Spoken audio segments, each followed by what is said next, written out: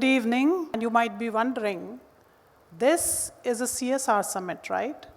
And I am the Vice Chancellor of Anurag University. I am neither an NGO, nor a corporate. What am I doing here? Well, first of all, I came here to support my students and my team here, but also to bring a very important point to the fore that, and this is based in a fact that largest amount of CSR funding from corporates go in the cause of education or is utilized in the cause of education. And we are the cause of education. Universities like Anurag University and countless and many thousands and lakhs of schools and higher education institutes in this country who are bearing the cause of education where most of the corporate funding is utilized. And that is the reason that I am here. I am going to discuss in the next few minutes what is the role of research and innovation in corporate social responsibility. So if you see here, the corporate social responsibility or the objective of any corporate in the world is based in these three objectives: the economic objectives, the social objectives, and the environmental objectives. So the economic objectives definitely relate to profitability of a company, which is so obvious. Similarly, in the current contemporary times, the corporate social responsibility or the objectives of corporate social responsibilities are also strategized these days contemporarily into the whole objectives of the corporate itself. So if you look here, the corporate vision and mission are driven or rooted in these three pillars or objectives, as we call as economic objectives, social objectives, and environmental objectives. Yet, the corporate strategy also has these three very important pillars, which are ethical business practices, philanthropy and community support, and environmental responsibility. Does it make sense, and can you internalize that how corporate world is functioning these days? Internalizing the corporate social responsibility with its very vision and mission of corporate objectives.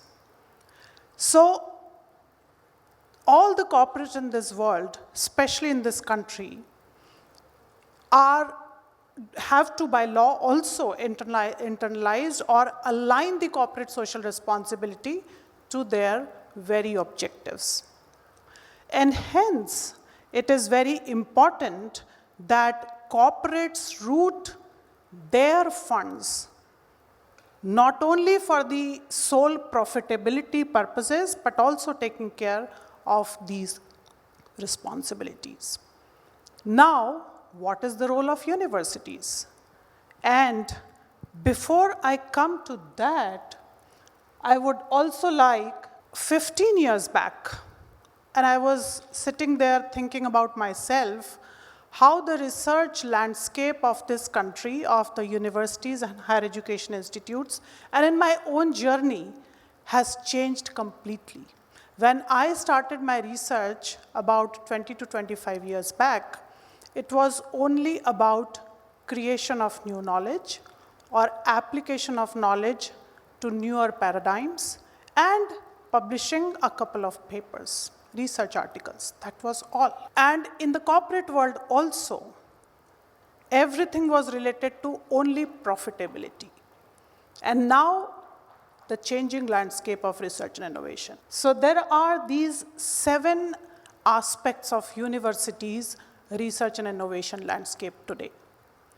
We talk not only about advances in knowledge and discovery, but we also talk about multidisciplinary research. So everything which is researched and talked about, researched about, has to be rooted in multidisciplinarity. Industry-academia collaboration. Earlier, industry-academia collaboration was talked very separately than the research objectives. But now, they are very important aspect of all the research that happens. So industry and academia not only have to come together only for placements, quote unquote, but also for research purposes. The fourth one, solving societal challenges. And I was talking to a couple of people sitting here that there are many government schemes, research funding schemes from government, Department of Science and Technology, probably you all must have heard about, which funds most of the research in this country, which goes to higher education institutes. They also have this very important aspect, and any call for proposal would have now, what is the societal benefit that will emerge when this research will be done? This is an important question, inherent question in all call for proposals. Hence, the universities have to align now their research to societal aspects also. Patent and IP development. How many of you know that 5 years back on the innovation index of world, India stood nowhere. And now it is in top 50 of the world. Where is this innovation and intellectual property being generated? In corporates and in universities and education institutes.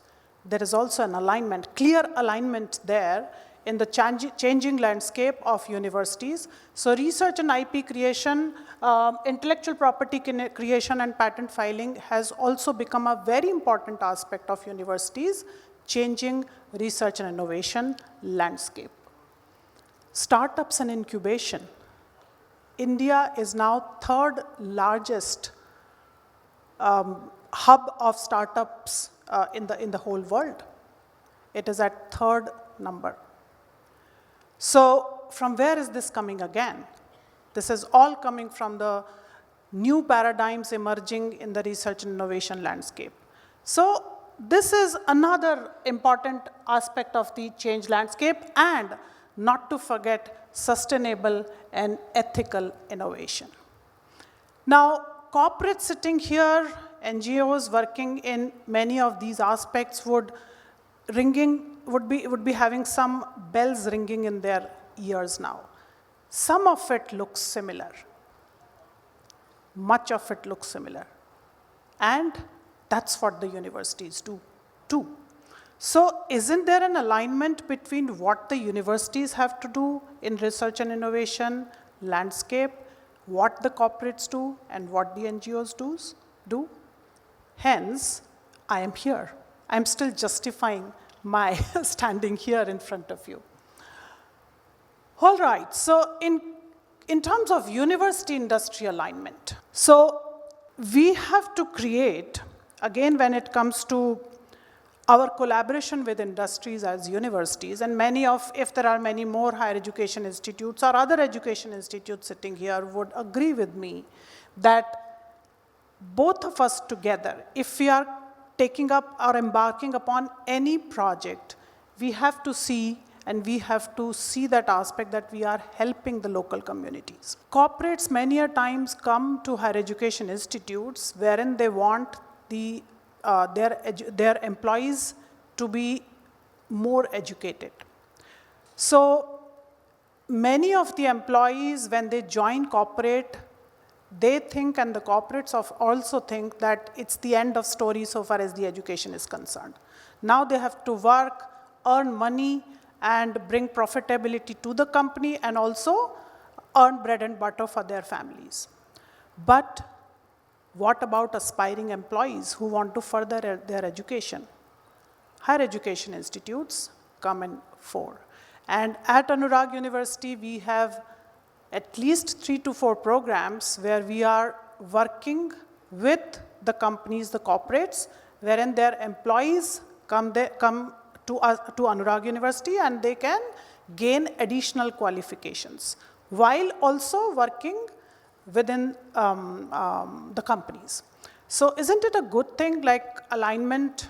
So aspiring or creating or working for the aspiration of their employees, the corporates also come to the universities, while universities can help them doing that. Similarly, ethical governance. Now this is something, again, the universities can help the corporates, and the corporates can help the education institutes on ethical governance aspects. Another very important point wherein both of them can work together.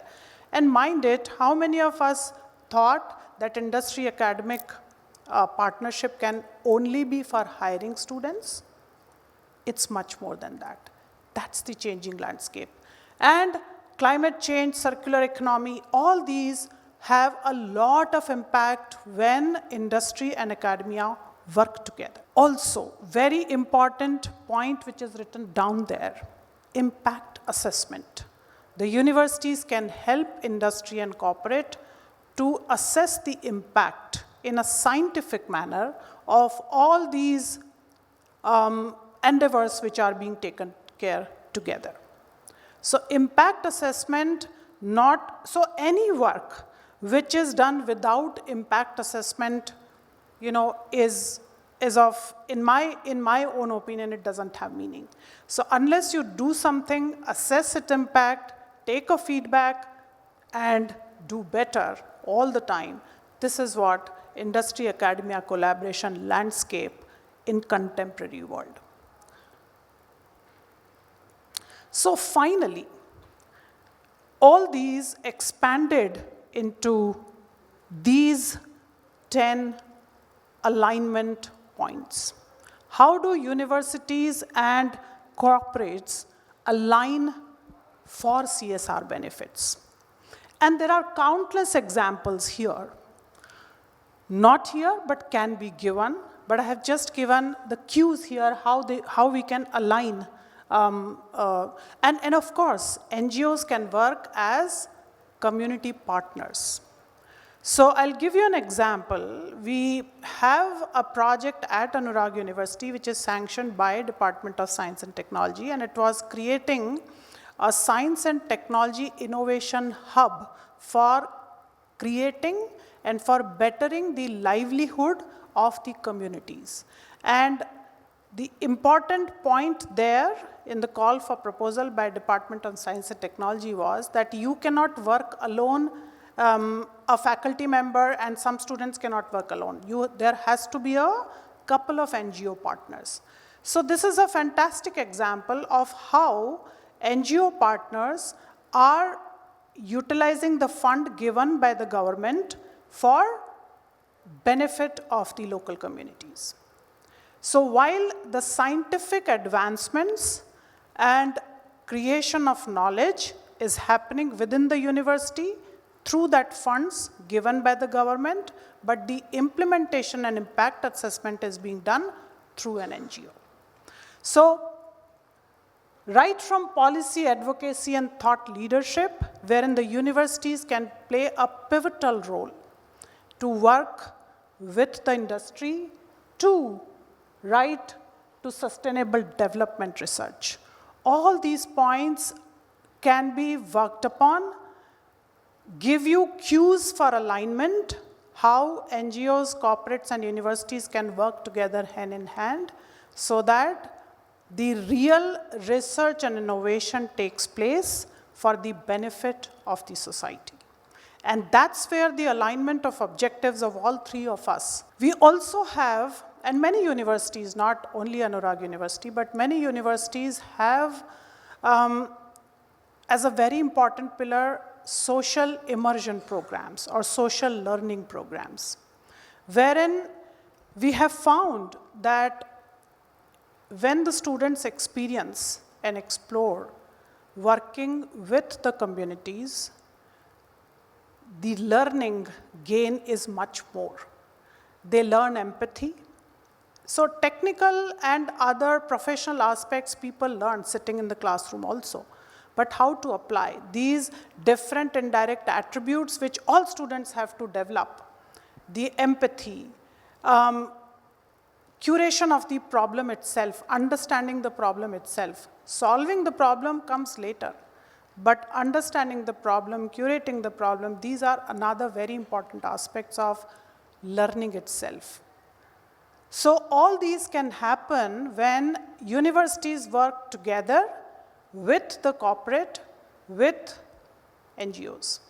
And that is how universities have now emerged to play a very key important role in implementation of CSR objectives of the companies with the help of NGOs, while also creating and traversing the landscape of research and innovation. The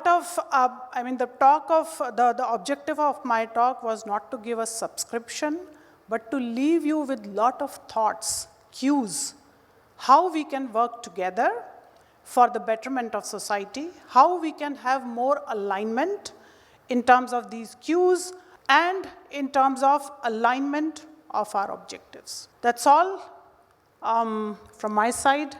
It was a short talk. I didn't want to kind of give you a lot of examples. All of you are practitioners, so you know more examples than me. It's only for us to collaborate more and more for meaningful efforts and for creating an impact for those people for whom it really matters. Thank you.